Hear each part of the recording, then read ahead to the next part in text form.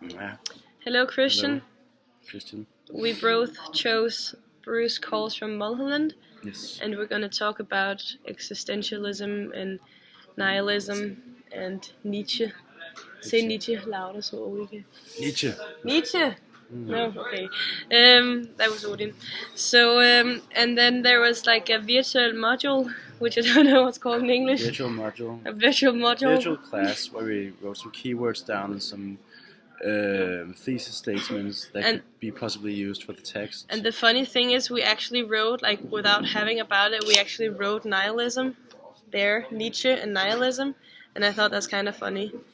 Before we had so we did it before it was cool. Yeah. Okay, but there Nietzsche says that the chaos and cosmos thing that I said in class, that you have to create your own meaning or value in a state of chaos because the world is chaotic, and that's nihilism. Yeah. Yes. So we had some keywords. And we had emotional distractions, which is very important for this text because it seems like they're kind of living in this kind of world where they don't know, like, exactly who they are or what they're doing, and they have all these kind of relationships to each other, but not real relationships with each other. No. And nothing really matters, so it's a... And that's why our next point on this keywords thing is nihilism. Yeah. And the lack of commitment and trust, lack of communication, and the sexuality, because we have this theory that with the emotional distractions that they live in, they're all kind of nihilists that can't really find meaning with their own lives, so they use like emotional distraction, because it's not even just sex, it's just like be having different kind of relationships and affairs all the time.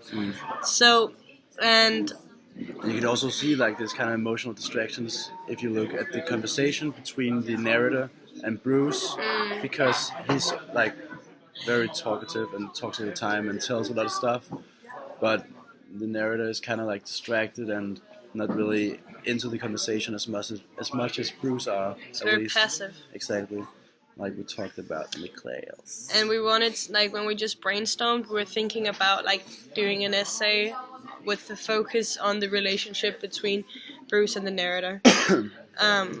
And we did kind of like an idea for a thesis statement that was Bruce and the narrator had a genuine relationship last summer. Something destroyed it, and they both use affairs with all the other people and as emotional distractions. Or like another one, much simpler.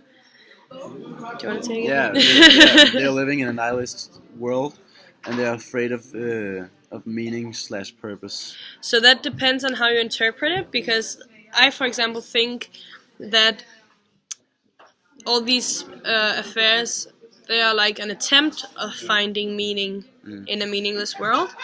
But like Naya, for example, she had a theory that they were afraid of finding meaning, so they were distracting themselves with emotions to keep on living in this meaningless world because they're afraid of finding meaning, because they're afraid of doing anything. They're afraid of making a choice. Yes. Yes. So it's going to be about like emotional distractions and meaninglessness, nihilism, and like sexuality as well, because it's a lot about like sex and how like the meaningless world can be filled with sex, I guess. Yeah, and kind of like meaningless relationships as well. Yes.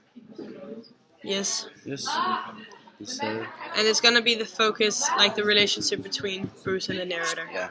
Yes. Very nice. Thank you very much for listening.